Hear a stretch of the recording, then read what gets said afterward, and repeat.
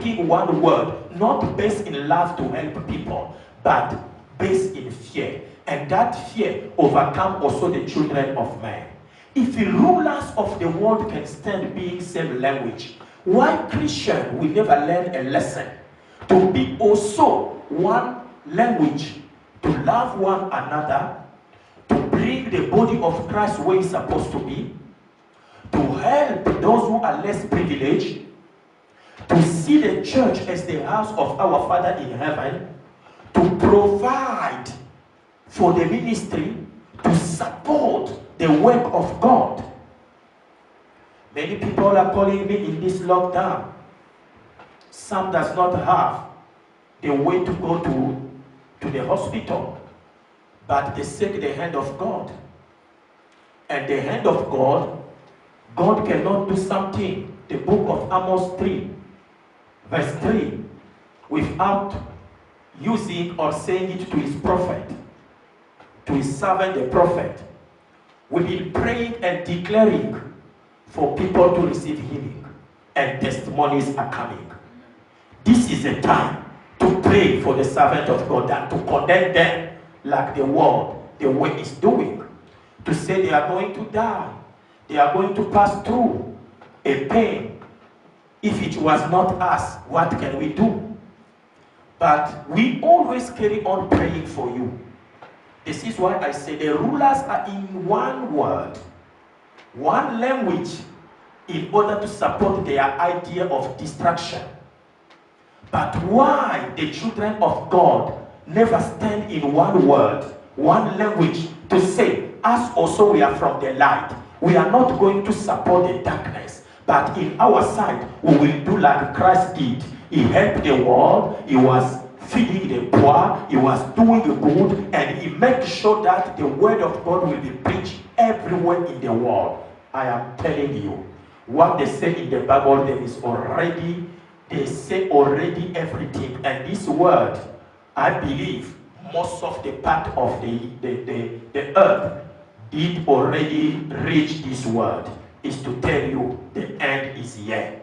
Brothers and sisters, the one who is listening to the sound of my voice, begin to know which side are you. Are you the side of the rulers of the world who gather together like never before just to support one idea, stay home, don't move, don't do anything based on fear? Or you, a child of God, you will stand also to say, I am from the light, I am standing right now, I am going to be out there to be like evangelist, to pray for people, to tell them Jesus is good, come and save your soul, because this life is about to end. But where your soul and your spirit will be in the last day, think about the kingdom of God.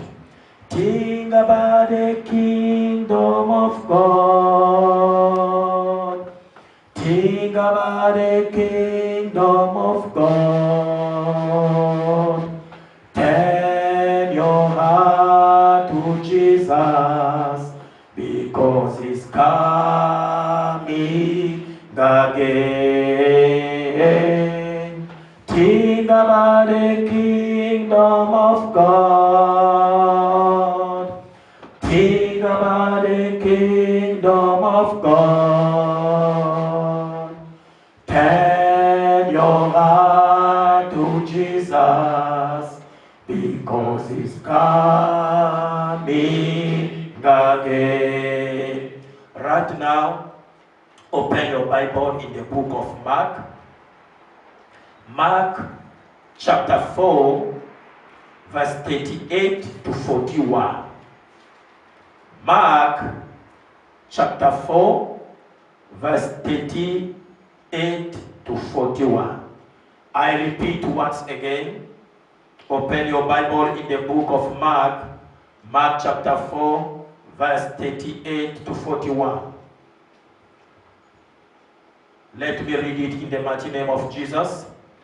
But he was in the stand sleep on a pillow, and they awoke him and said to him, Teacher, do you not care that we are perishing?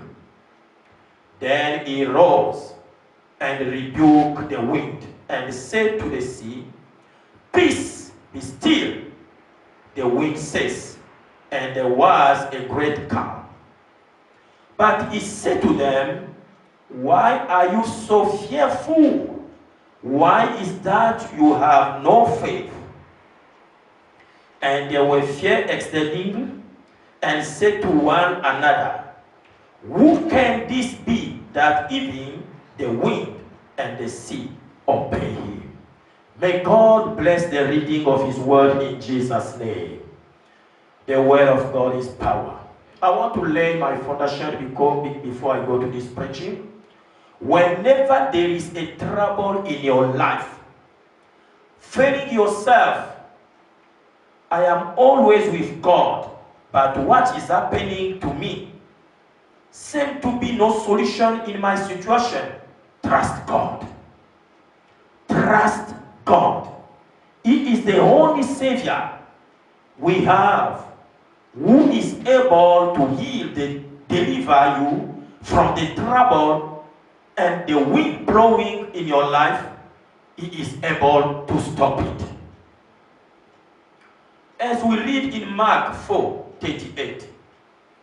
Now listen to the story. This is the story of Jesus was on the boat with his disciples. When the winds blow, when there was a wind blowing, something happened. Jesus was sleeping on the stand in the corner of the boat. When the wind were blowing, when the rain and the water about to swallow the boat, Jesus was sleeping. They come and disappoint, rush, and say, Master, are you not worried that we are perishing? Are you not worried that we are about to die? On that time, Jesus raised up. He woke up and he speak to the storm. He speak to the wind that was blowing. And the Bible says there was a great peace and calm. I want to say to somebody, the wind that is blowing in your life, powers of your foundation that has taken the opportunity of this lockdown, in order to attack you, they will fail. I counterfeit the powers that are fighting you. I rebuke them as a prophet of the Most High. Of the Most High God, I prophesy over your life. That wind will cease right now. As you are hearing the sound of my voice, miracle is happening. In the name of Jesus. Right now, I want to go deeper in the revelation. Why is it, do you think that Jesus did not feel the wind? Do you think that Jesus did not know these people are under attack? That they are about to die, they are about to perish? And where he was also inside the boat. He know what will happen to them. But he tried to see if these people truly have faith. The problem is based in faith. Why your problem are controlling you? Why don't you have a faith as a child of God that what I am passing through, I can command it to go? Why don't you believe in your mouth there is a power? Why don't you believe that I am a man made in a copy of God? It means that I am a demigod. It means that I am an image of God. I have the ability and the capacity of godly desire in me. So whatsoever I say will happen because God is with me. I want to say something this afternoon. Jesus raised up. Why he let them first to feel it is to test their faith. Is to see if they can gather together and say, in the name, they will pray to say, oh Lord, stop this wind. It's not in our mind because we always think about one thing. Papa is there, he will pray for me. This and this is there, he will do this for me. This is why now in our churches, in assembly of the saints, people begin to take men of God as their God. But we are not